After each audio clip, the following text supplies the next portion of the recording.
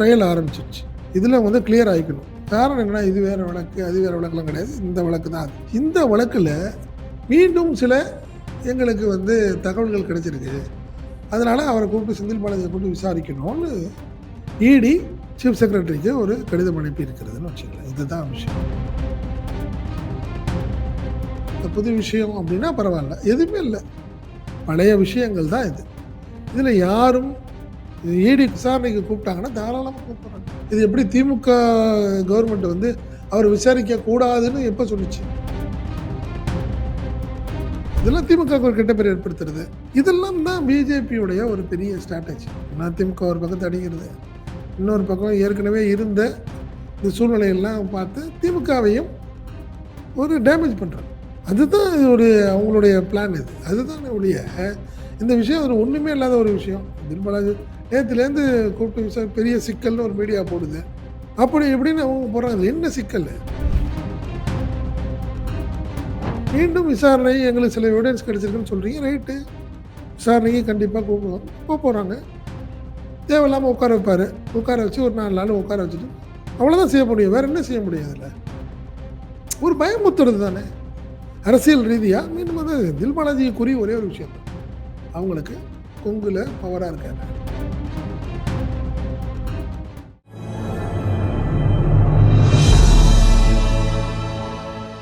Tamil news நேரில் கண்வணக்கம். இன்றைய நேர்காணலில் நம்முடைய இருந்திருப்பவர் தமிழ் நியூஸோட ஆசிரியர் மற்றும் பத்திரிகையாளர் திரு செந்தில் சார். சார் வணக்கம்.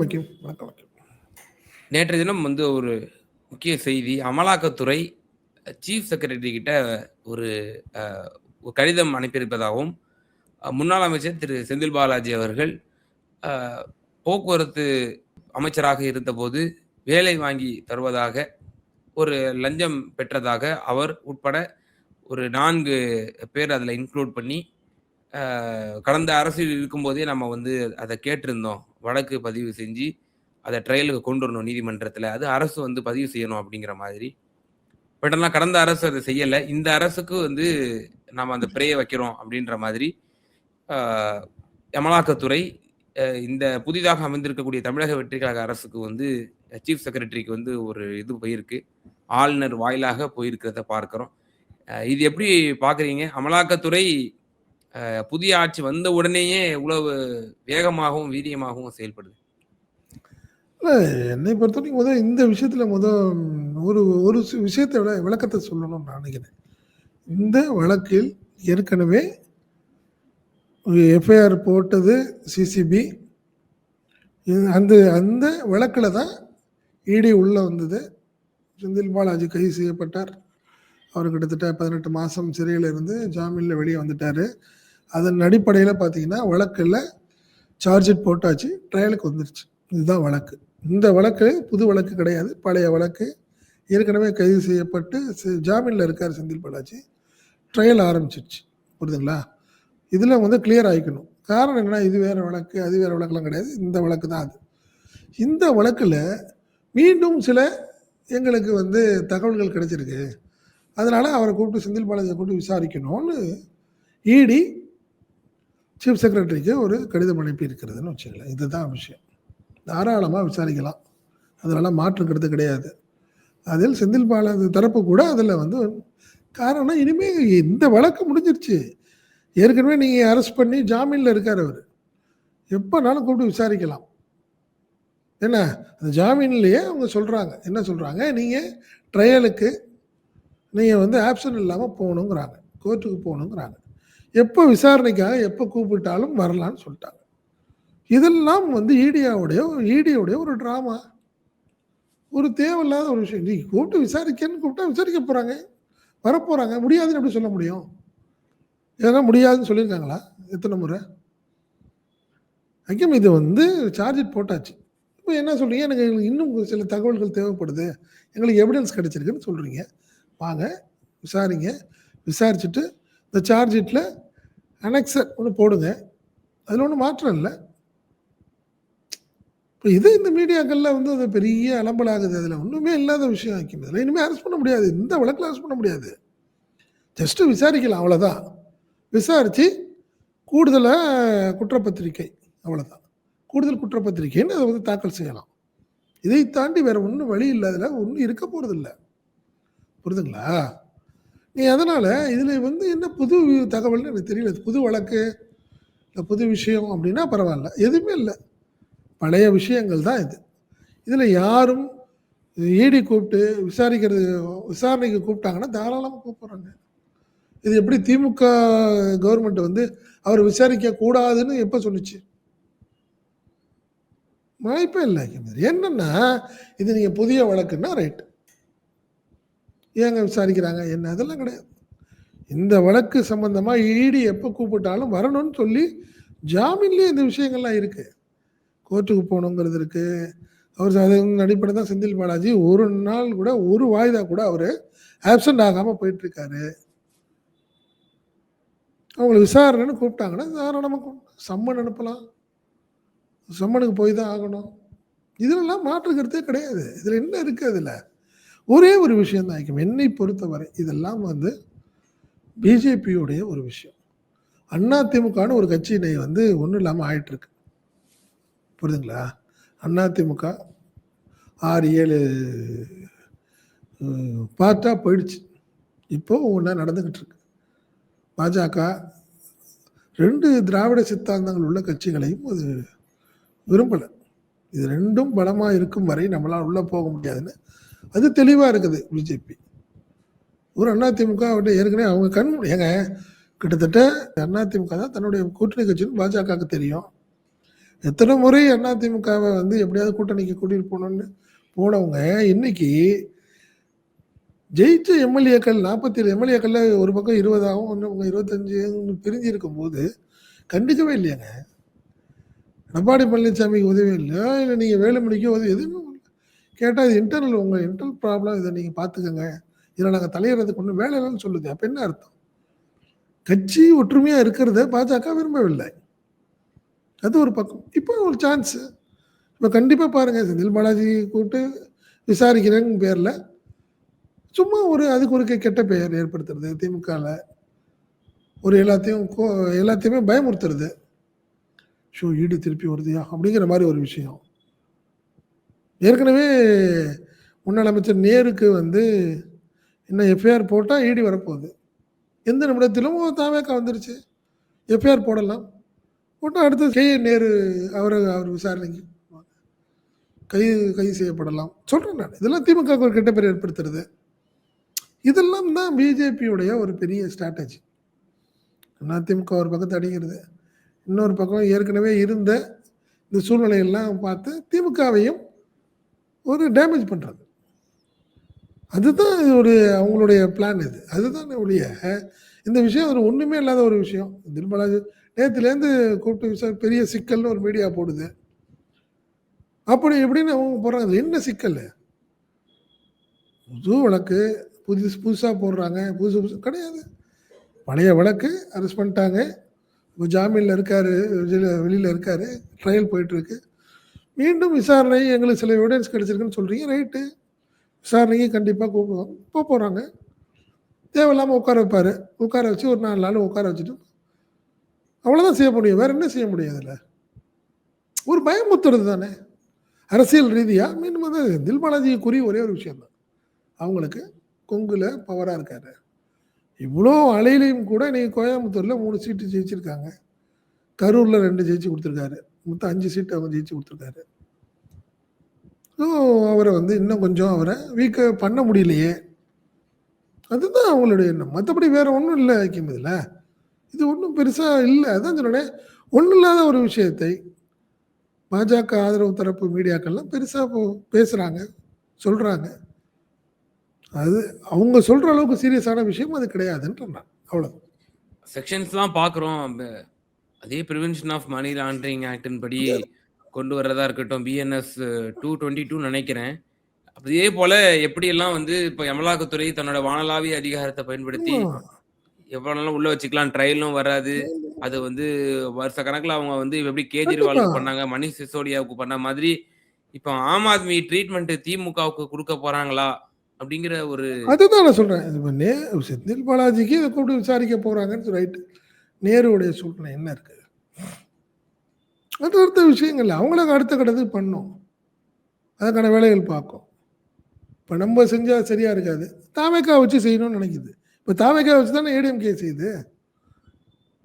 டிவிகே வச்சு திமுகவையும் ட்ரை பண்ணோம். எஃப்ஐஆர் போட வைக்கும். நாங்க போடலப்பா. விஜய் கட்சி தான் எஃப்ஐஆர் போட்டிருக்கு. ஓகே. நீங்க போட்டதுக்கப்புறம் ஆட்டோமேட்டிக்கா இடி வரும். நேரு ஏற்கனவே ஒரு பிரதர்ஸ் இருக்காங்க. அவங்கெல்லாம் கேஸ்ல இருக்காங்க. இந்த இந்த வழக்குல குற்றச்சாட்டுல இருக்காங்க. ஸோ அவங்கள டார்ச்சர் பண்றதுக்கான வேலைகள் அவ்வளோதான். இது நடக்க தான் செய்யும். இது எதிர்பார்த்து தான் இருக்குது திமுகவும் தான் நான் பார்க்குறேன். அதனால மாற்றம் இல்லை. புரியுதுங்களா? நீங்க ஏற்கனவே அதுதான் நடந்தது. நீங்க ஒண்ணுமே அமைச்சரா இருக்கும்போதும், திமுக ஆளுங்கட்சியா இருக்கும்போதுமே ஈடி என்ன பண்ணுச்சு? இப்போ எதிர்க்கட்சியா இருக்கு திமுக. புரியுதுங்களா? அதுக்கு இன்னும் கொஞ்சம் கூடுதலா அவங்க அவங்க வந்து பவர காட்டுவாங்க. போட்டு பார்ப்பாங்க. பட் அதெல்லாம் திமுக கண்டிப்பா சமாளிக்கும். அதுல ஒண்ணும் மாற்றம் இல்ல. புரியுதுங்களா? அவங்க செய்ய செய்ய திருப்பி பாராளுமன்ற தேர்தல்ல பாஜக பாதிக்கும். அதுல மாற்று கருத்து கிடையாதுன்னு வச்சுக்கங்களேன். அதான் உண்மை. இப்ப விஜய் இத எப்படி சார் அணுகுவாரு? அவர் ஏற்கனவே வந்து திமுகவுல குறிப்பா முன்னாள் அமைச்சர் திரு செந்தில் பாலாஜி மேல ஒரு வன்மத்தோடையே வந்து அலைஞ்சத பார்த்தோம். இப்ப கரூர் விவகாரத்திலயும் சரி, அதற்கு பிறகுலாம் இப்போ ஆதவ அர்ஜுனாலாம் எக்ஸ்ட்ரீமா போய் என்னென்னலாமோ பேசினாரு. தேர்தலுக்கு போலிங்க்கு முன்னாடி என்ன பேசினாரு, நிரந்தர சிறை திரு செந்தில் பாலாஜிக்கு அப்படின்லாம் கூட பேசினாரு. சொல்ல வேண்டியதான். அப்போ சொல்ல வேண்டியதான். சிபிஐ வழக்கு ஓடிட்டு இருக்கு. கரூர் இஷ்யூல இன்னும் வாயை திறக்க மாட்டீங்களா நீங்க? அவரு அக்யூஸ்ட் நம்பர் இல்ல அவரு இல்ல. புசி ஆனந்த் இருக்காரு, மதிய அழகன் இருக்காங்க, சிடிஆர் நிர்மல்குமார் இருக்காங்க. இல்ல நீ அதான் சொல்றேன். இவங்கெல்லாம் நீங்க இருக்கீங்களே. ம். உங்க வழக்கு இருக்கு. அந்த வழக்கு உங்களுடைய வழக்கு தானே. அதை பத்தி வாயை திறக்க மாட்டீங்களே. ஏன் சரி நீ உண்மையிலேயே தப்பு நடந்துருந்துச்சு. திமுக அரசு அதெல்லாம் மறைச்சிருச்சு அப்படின்னா, இப்ப ஆளுங்கட்சி ஆயிட்டீங்கன்னா நீங்க நிறைய எவிடன்ஸ் ரெடி பண்ணி சிபிஐல கொடுக்கலாமே. புதுசு புதுசா. என்னென்ன எவிடன்ஸ் உங்கள்ட்ட கிடைக்குதோ இன்னும் தான் நம்ம ஏற்கனவே சொன்னோம். உளவுத்துறை அதிகாரியா இருக்க அஸ்ரா காரங்க கிட்ட எல்லா விஷயமும் தெரியும் அவருக்கு. ஃபுல் ஃபைல் அவர்கிட்ட தான் இருந்துச்சு. காரணம் என்னன்னா, இந்த சம்பவம் நடந்த உடனே போய் அட்டெண்ட் பண்ண அதிகாரி அவர் தான். 3 நாட்கள் அவர் விசாரிச்சிருக்கார். அவர்கிட்ட எல்லா எவிடன்ஸும் இருக்கு. இன்னும் இந்த எவிடன்ஸ் எல்லாம் கொண்டு போய் திமுகவுக்கு எதிராகவோ, செந்தில் பாலாஜிக்கு எதிராகவோ இருந்தாலும் கொண்டு போய் கொடுங்க. கொடுத்து தாராளமா தண்டனை வாங்கி கொடுங்க. எதுவுமே இல்லாத ஒரு விஷயத்த நீங்களா டிராமா பண்ணீங்க, அரசியல் பண்ணீங்க. அது எல்லாத்துக்கும் தெரியும். அதுலலாம் மாற்று கருத்து கிடையாது. இப்போ வாயே திறக்க மாட்டீங்களே. அதனால இதெல்லாம் என்ன திமுக டிவிகேக்கு என்ன இதுல என்ன இருக்கு ஹக்கீம்? டைவர்ட் பண்ணும். நீங்க அறிவித்த திட்டங்களை இன்னும் நீங்க ஒன்றும் பண்ணல. அது சம்பந்தமா நீங்க எதுவுமே வாயை திறக்கல. இப்போ பட்ஜெட் போட போறீங்க. பட்ஜெட்ல என்ன கதை விட போறீங்கன்னு தெரியல. டிவிக்கே சொல்றேன். அதுக்கு ஒரு காரணம் தேடுவீங்க. ஏன் உரிமை தொகை, மகள் உரிமை தொகை 2500 ரூபா தரணுமே, ஏன் தரல? கேட்டா மறுசீரமைப்பு பண்ணணுமா? லிஸ்ட்டை என்ன ஆந்திராவில் இருக்கவங்களையும் கர்நாடகாவில் இருந்து கொடுத்துட்டாங்க, லிஸ்ட்டில் சேர்த்துட்டாங்களா? தமிழ்நாட்டில் உள்ள பெண்களுக்கு தானே கொடுத்துருக்க முடியும் ஹக்கீம். அதில் வேற என்ன பண்ணியிருக்க முடியும்? நீங்கள் பல்வேறு காரணங்களை தேடி அந்த லிஸ்ட்டை கம்மியாக்க போறீங்க. அது உங்களுக்கு தான் அதில் பாதிப்பு. நேற்று வரைக்கும் உங்களுக்கு கிடைச்சிருந்த 1000 ரூபாங்கிறது இல்லை 2500 ரூபா நீங்கள் மாற்றி அதான் சொல்கிறேன் 1.5 கோடி பேர் கொடுத்துட்டு இருந்ததை நீங்கள் என்ன பண்ண போகிறீங்க? 70,000 80,000 சொல்ல போகிறீங்க. அவ்வளோதான். அதனால் நீங்கள் ஆளுங்கட்சியாக இருக்கிற நீங்கள் உங்களுக்கு நிறைய கடமைகள் இருக்குது. அதை தாண்டி இந்த விஷயங்கள்லாம் இறங்கி இதில் சந்தோஷப்பட்டுட்டு இருந்தால் உங்களுக்கு தான் மைனஸ் ஆகும். அதனால மாற்றமே இல்லைன்னு வச்சுக்கலாம். நான் அப்படி தான் இப்போ பார்க்குறேன். அந்த அரசு அமைஞ்சதுக்கு அப்புறம் எது எதெல்லாம் பேசு பொருள் ஆகுது அப்படின்னு பார்த்தோம் அப்படின்னா, தாவேக்கா அரசு அமைஞ்சிருச்சு. இப்ப அரசு மேல தான் விமர்சனங்கள் அதிகமா தொடுக்கப்படும். அதுக்கு தான் அவங்க பதில் சொல்ற மாரி இருக்கும். ஆமா. ஆனா மாறாக இப்ப திமுக, அதிமுக கூட்டணி அ பேசுனாங்க பார்த்தீங்களே. திருமாவளவன் வந்து இப்படி வந்து முதல்வர் ஆக்குறதுக்கு இவங்க 2 பேரும் பிளான் பண்ணாங்க பார்த்தீங்களே, அப்படின்ற மாதிரி போயிட்டு இருக்கு. இப்ப செந்தில் பாலாஜி விவகாரம். அத வந்து இப்ப கொண்டு வர்றாங்க. இது ஒரு பேசு பொருள் ஆக்குறது. இப்படி ஆளுங்கட்சியின் மீது அதான் ஆளுங்கட்சி மீது என்ன என்ன செஞ்சிருக்காங்க? பிளவுபட்ட அதிமுகவோட தலைவர சந்திச்சிருக்கிறாங்க. அ ஒரு பிளவுக்கு காரணமாக திரு விஜய் அவர்கள் இருந்திருக்கிறாருங்கிற ஒரு குற்றச்சாட்டு இருக்கு. குதிரை பேரத்தில ஈடுபட்டிருக்காருங்கிற ஒரு குற்றச்சாட்டு இருக்கு. டிடிவி தினகரன் ஆதரவு எம்எல்ஏ ஒருத்தர வந்து அ இப்படி குதிரை பேரல்ல வாங்கியிருக்காங்கன்னு குற்றச்சாட்டு இருக்கு. இப்படி ஒரு புதிதாக ஒரு ஆட்சிக்கு வந்தவர் இவ்வளவு மோசமான ஆக்டிவிட்டீஸ்ல ஈடுபடுறாரு அப்படிங்கிற ஒரு விமர்சனம் எழுப்பப்படல. மாறாக எதிர்க்கட்சிகள் என்னென்னலாம் செய்றாங்க பார்த்தீங்களா? அப்படிங்கிற மாரியான ஒரு ஏங்க நேரேட்டிவ் லார்ட் செட் பண்றது. நல்லாவே தெரியுது. லாண்ட் ஆர்டர் எத்தன சம்பவங்கள் நடந்துருச்சு இந்த ஒரு வாரத்துல. ம். ஒண்ணும் இல்ல. திருச்சியில ஒரு கல்லூரி மாணவியை ஒரு வாலிபர் அடிச்சு அப்பா, அடிக்கிறாரு.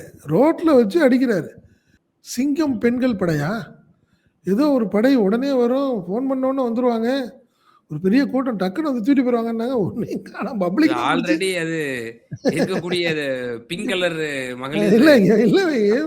அது பப்ளிக் தான் புடிச்சு அவர குடுத்த மாரி தெரிஞ்சு வந்து ஆமா, போலீஸ்லாம் ஆமா. ஸ்பாட்டுக்கு வந்த மாரிலாம் தெரியலன்னு வச்சுக்கங்களேன். இப்போ ஒண்ணும் இல்ல டாஸ்மார்க்ல என்னென்னமோ சொன்னீங்க. ரூ. 10 ரூ. 10 பாட்டு பாடுனீங்க. இப்ப நீங்க எடுத்தீங்கன்னா சோசியல் மீடியா ஃபுல்லா ரூ. 20 வாங்குறாங்கன்னு இந்த குடிமகன்கள் ரொம்ப வருத்தத்தோட பேட்டியையும், அவங்களுடைய வீடியோவையும் பார்க்கும்போது சங்கடமா இருக்கு. இதெல்லாம் எங்க அவர் திருத்த போறாரு?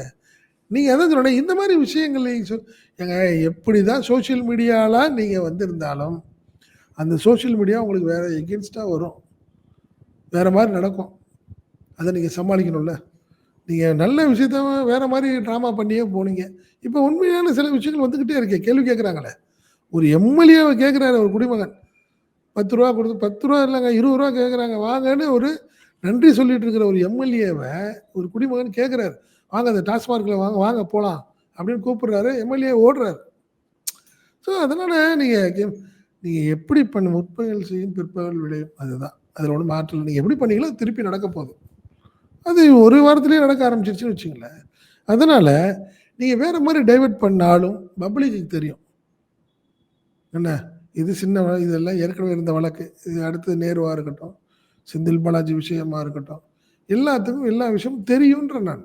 நீங்க அதனாலலாம் தப்பிக்க முடியாது. மக்கள்ட்ட சொல்லி வேற காரணம் சொல்லி ஓட முடியுமா என்ன? ஏங்க ஒரு வாரம் 10, 15 நாள் ஆச்சு. அனைத்து பெண்களுக்கும், அனைத்து பஸ்களுக்கும் வந்து ஃப்ரீன்னு சொன்னீங்க. டவுன் பஸ்ஸுங்கிறதுல அதுல என்னங்க இருக்கு? ஒரு கையெழுத்து போட்டுறதுல என்னங்க இருக்கு பிரச்சனை? 10 நாள் ஆச்சு என்ன ஆச்சு? அதுல என்ன பிரச்சனை உங்களுக்கு அதுலன்னு கேட்கிறேன். பெண்கள் எல்லாத்துக்கும் ஃப்ரீங்கன்னு சொல்றதுல என்ன பிரச்சனை அதுல? அத பத்தி கவலையே படலையே.